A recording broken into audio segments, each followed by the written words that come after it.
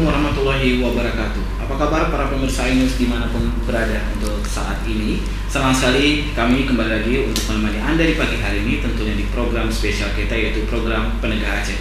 Ya, baik para pemirsa dimanapun Anda berada di pagi hari ini, seperti biasanya di program Penegak Aceh kita akan membahas atau berdiskusi mengenai topik-topik yang hangat yang ada di Aceh untuk saat ini.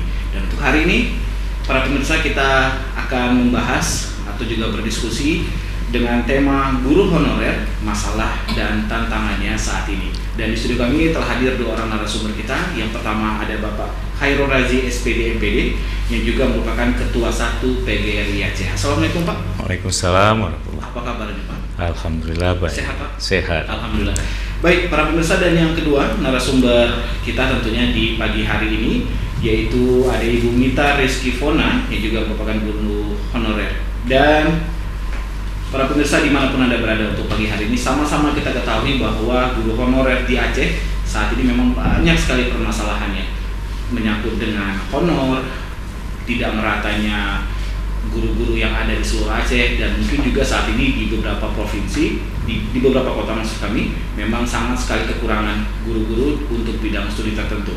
Dan pagi hari ini kita langsung mulai saja untuk program Penegak Aceh ke Pak Khairul Razi. Untuk PGRI sendiri ini bagaimana Pak? Mungkin menurut Bapak atau pandangan dari Bapak-Bapak dan Ibu-Ibu di PGRI sendiri, sebenarnya masalah terberat untuk saat ini menyangkut dengan Bapak-Bapak, Ibu-Ibu guru honorer ini apa nih Pak? Iya, terima kasih.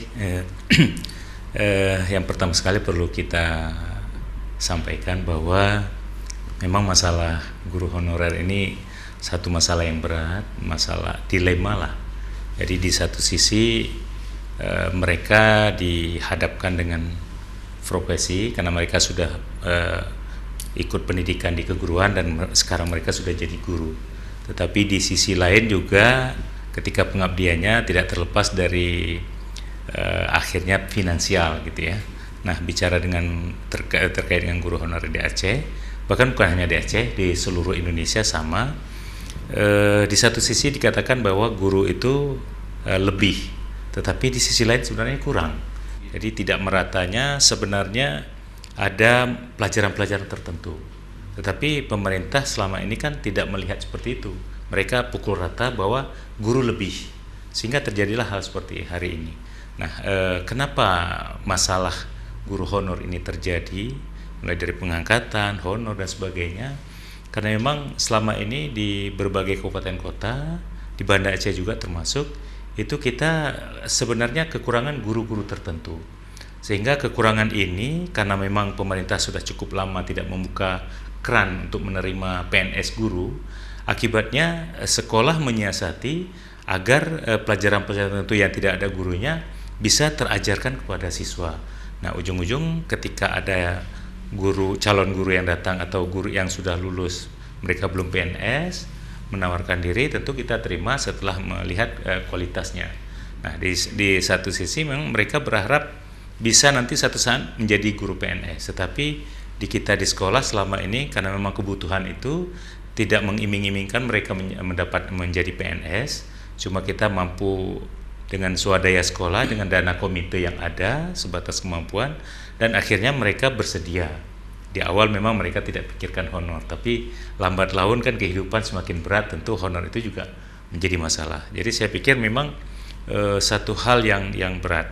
Di sisi lain pemerintah pun, dalam hal ini leading sektornya Dinas Pendidikan, juga harus mempertimbangkan berbagai hal yang timbul, mulai dari kualitas, kelancaran proses belajar mengajar, kemudian juga memperhatikan faktor kemanusiaan juga di guru honor itu yang butuh sesuatu juga. Nah, makanya terjadilah ketimpangan karena memang tidak sinergi antara pemerintah pusat dengan kabupaten kota terkait dengan problema guru ini, plus minusnya guru. Jadi makanya terjadi di satu sisi memang PGRI mencoba mendorong pemerintah untuk bisa menyikapi masalah ini dengan sebijak mungkin, tetapi juga PGRI tidak asal saja terima dengan tanpa memperhatikan kualitas guru itu sendiri. Jadi hal inilah yang kita berkutat dari masa-masa ini, sehingga memang pemerintah pun, Dinas Pendidikan pun harus berpikir bagaimana caranya seperti mengambil rambut di tepung. Jadi semuanya bisa terselamatkan, tetapi juga kita tidak menafikan, tetap saja mempertimbangkan faktor kualitas guru itu. Jadi inilah yang menjadi permasalahan.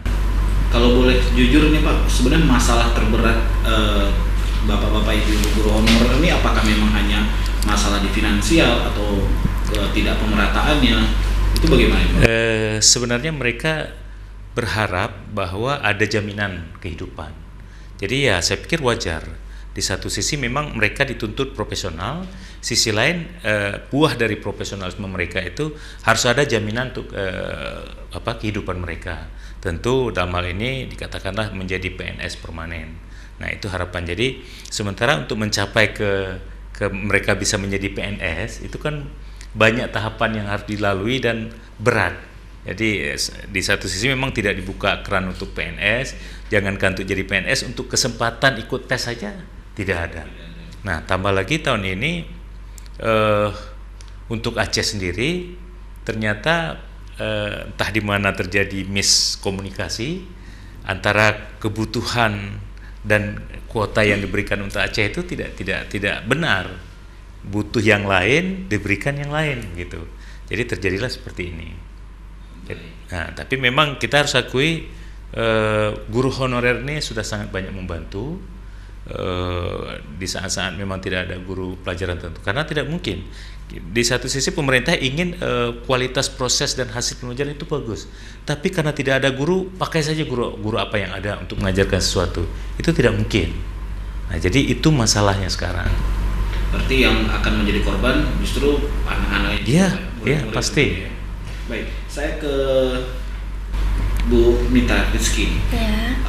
Apa yang sudah disampaikan Pak Khairul Razi bahwa memang permasalahan itu cukup kompleks. Menurut Anda sendiri bagaimana? Apakah memang permasalahannya saat ini apakah hanya dari segi finansial atau mungkin juga tidak pemerataannya, sehingga memang atau mungkin tidak ada persamaan antara guru-guru honorer dan juga mungkin guru-guru yang PNS? Ini bagaimana? Ya, terima kasih.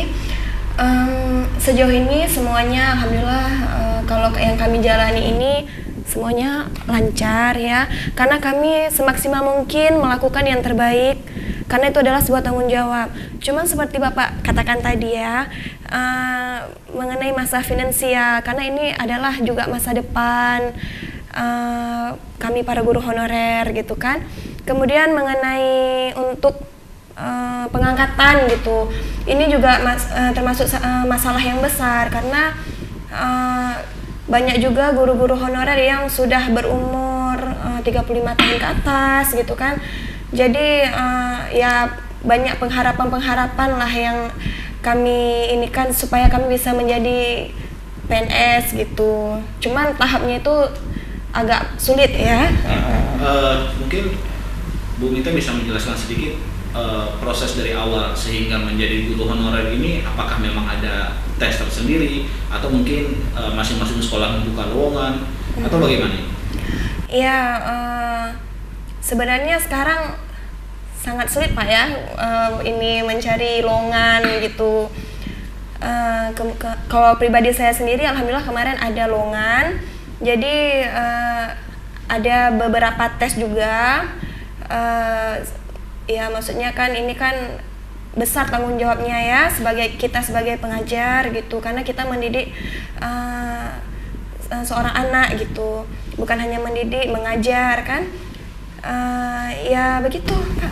Bahwa memang prosesnya tetap ada. Prosesnya tetap ada ya. Baik, sekedar informasi untuk Anda para pemirsa bahwa saat ini di Aceh terdapat kurang lebih 9.000-an guru SMA, SMK dan juga SLB di seluruh Aceh. Dan nanti kita akan kembali lagi para pemirsa, kita akan membahas lagi bagaimana sebenarnya guru honorer, masalah-masalah apa yang terjadi saat ini kepada guru-guru honorer dan tantangannya untuk saat ini. Jangan kemana-mana, kita akan kembali lagi setelah pesan singkat berikut ini.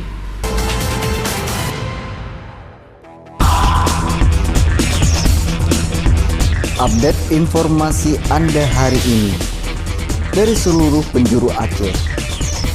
Kami sajikan dengan berita berimbang, terkonfirmasi dan terpercaya dalam iNews Aceh. Hadir pada hari dan jam berikut. Hanya di iNews TV, inspiring and informative.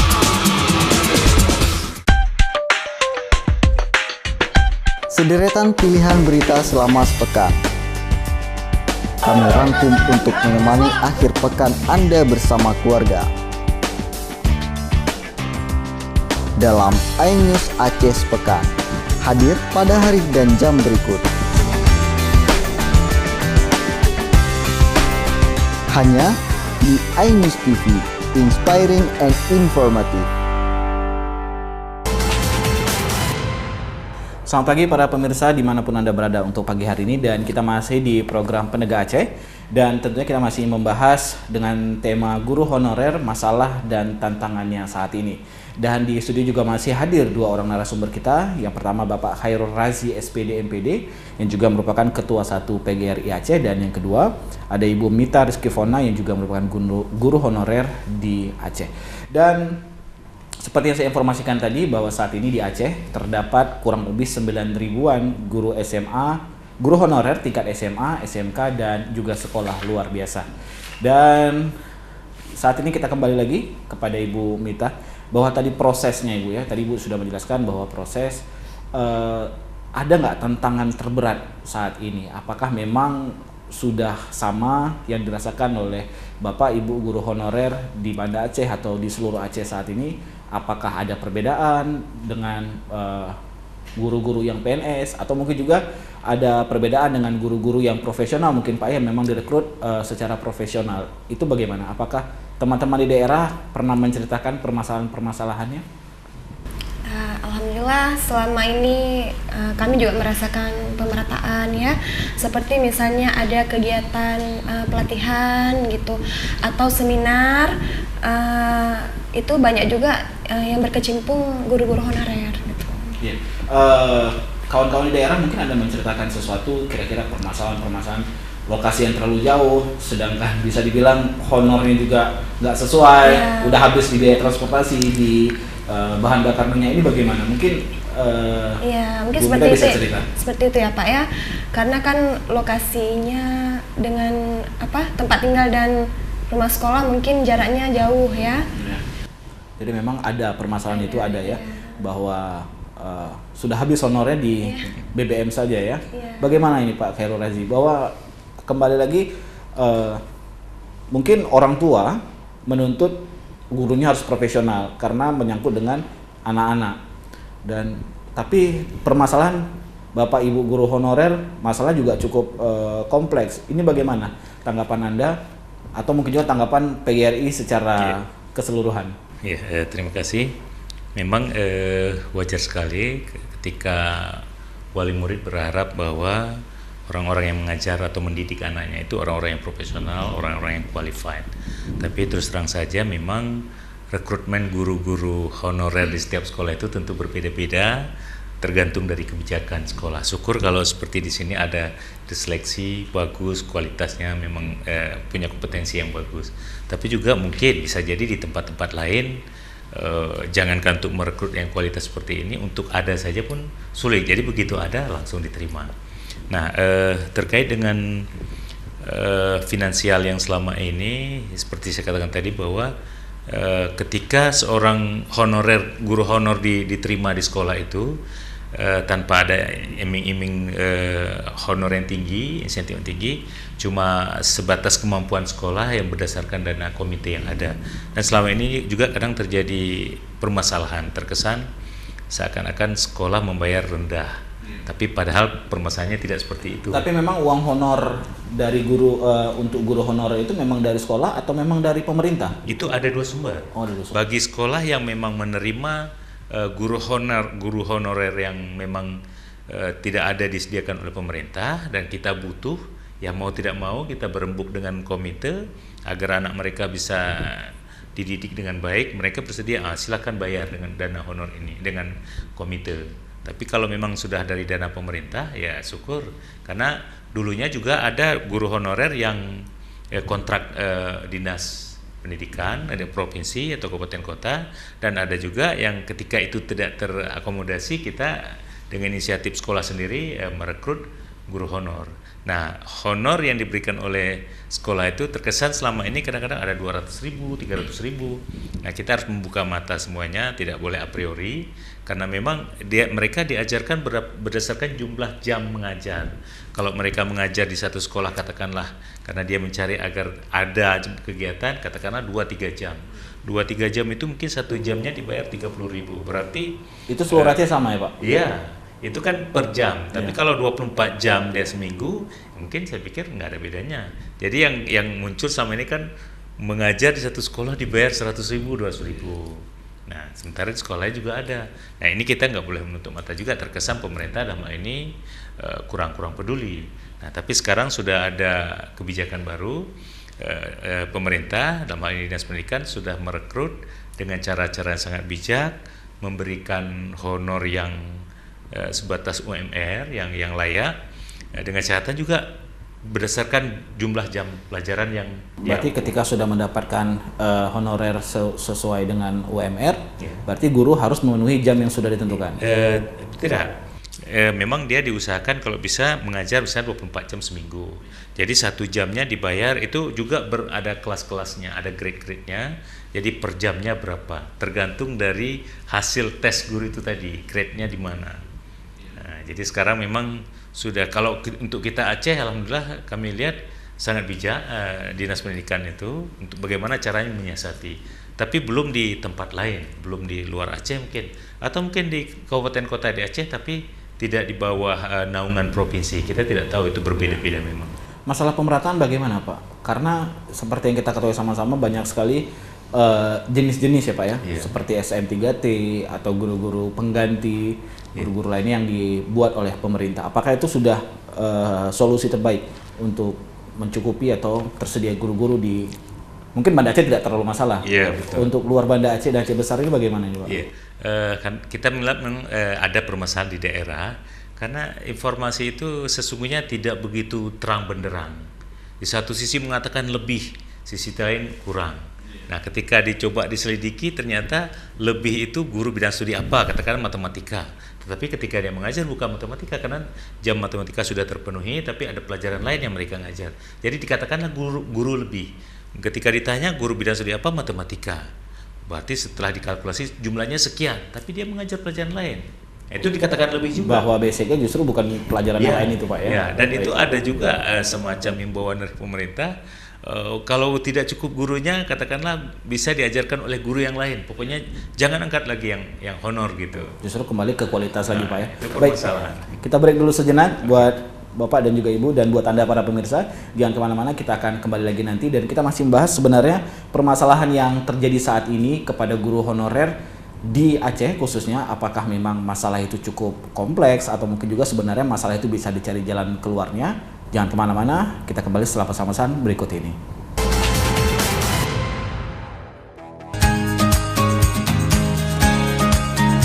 Aceh, negeri paling barat Indonesia, negeri yang kaya dengan keindahan alamnya, memiliki catatan sejarah yang patut dikenang. Adat dan budayanya yang terus dilestarikan, beragam kuliner khas tersajikan. Seramo, program khusus yang mengemas kearifan lokal Aceh, hadir pada hari dan jam berikut. Hanya di iNews TV, inspiring and informative. Kembali dengan saya dalam program Penegak Aceh. Mengulas dan membahas isu-isu terhangat yang berkembang di Aceh. Harus melakukan pemilihan untuk pasangan calon ini.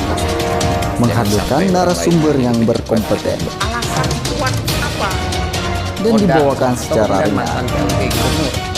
Yang juga berada Penegak Aceh hadir pada hari dan jam berikut. Ada kecenderungan suatu lihat. Hanya di iNews TV, inspiring and informative. Selamat pagi para pemirsa dimanapun Anda berada untuk pagi hari ini, dan kita masih di program Penegak Aceh, dan tentunya kita masih kehadiran 2 orang narasumber kita tentunya, dan kita masih membahas tentang guru honorer, masalah dan tantangannya saat ini. Dan di studio juga masih hadir 2 orang narasumber kita, yaitu Bapak Khairul Razi SPD MPD yang juga merupakan Ketua 1 PGRI Aceh, dan juga ada Ibu Mita Rizkifona yang merupakan guru honorer di Banda Aceh. Baik, mungkin saya kembali lagi ke Ibu Mita ini.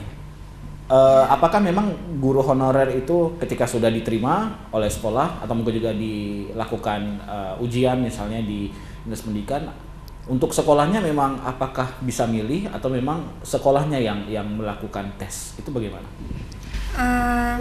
Ya kami kan guru honorer udah di dalam sekolah itu keluar nama gitu kan, jadi kami mengikuti uji kompetensi guru.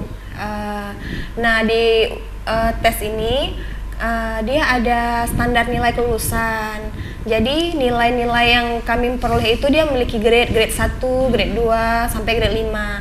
Nah, jadi kalau ada yang belum lulus nanti ada gelombang kedua. Kemudian ini udah gelombang kedua ya. Nah, nanti ini yang belum lulus gelombang kedua nanti ada gelombang ketiga lagi gitu. Itu UKG itu uji kompetensi guru. Iya. Itu dites apa aja? Maksudnya memang untuk ada proses naik jadi PNS atau bagaimana? UKG apakah memang sesuai dengan pelajaran atau bagaimana? Iya, Yang tesnya nanti, seperti apa?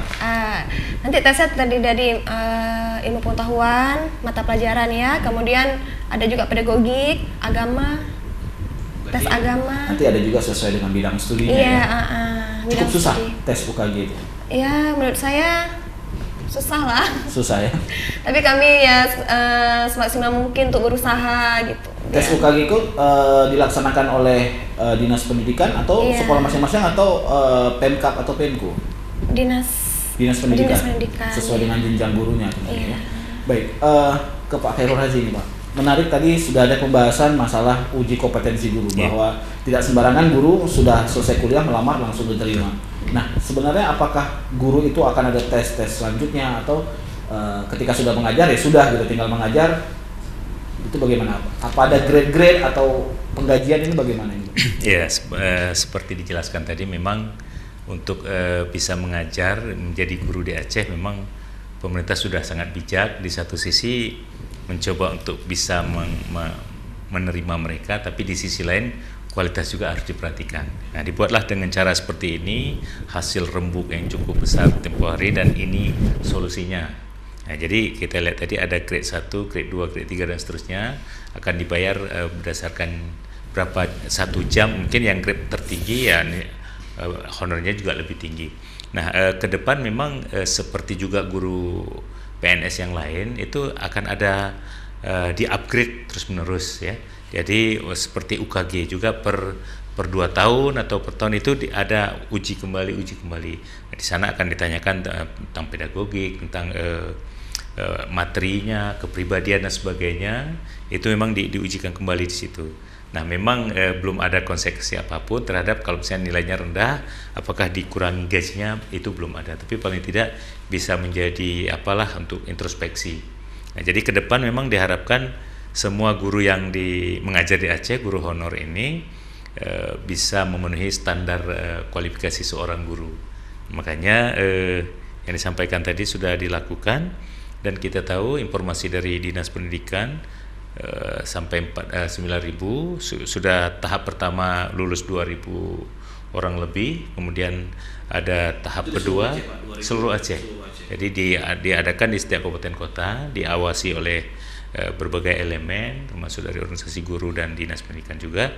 Dan ini bagi yang belum lulus masih diberikan kesempatan untuk ikut sekali lagi yang ketiga kalinya nanti. Iya. Kalau juga di tahapan ketiga ini, tahap ketiga tidak lulus juga, berarti kan ya kita apa boleh buat, ya memang sepertinya belum tidak kapasitasnya sebagai guru gitu.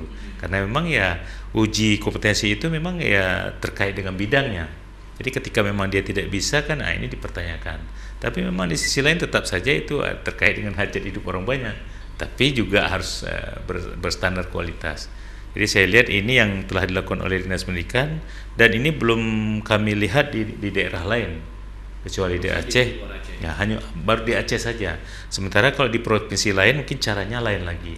Termasuk yang nasional, tuntutan dari guru-guru honorer bahkan sudah sampai perjuangan tingkat tinggi oleh PGRI di PB. Itu lobby ke Kementerian Menpan, kemudian Menteri Keuangan, Menteri Pendidikan, dan hari ini ada beberapa solusi yang ditemukan, tapi tetap saja belum mampu memberi kepuasan kepada semua guru honorer terkait tadi yang dikatakan umurnya sudah melampaui batas bisa menjadi PNS, kemudian kemampuannya dan sebagainya. Tapi yang pasti mereka sudah mengabdi cukup lama dengan gaji yang sangat terbatas. Kita lihat inilah dilemanya pemerintah dalam menangani masalah guru honorer, dan PGRI sebagai organisasi guru juga tidak tinggal diam, mencoba mengajak pemerintah bagaimana caranya dengan negosiasi.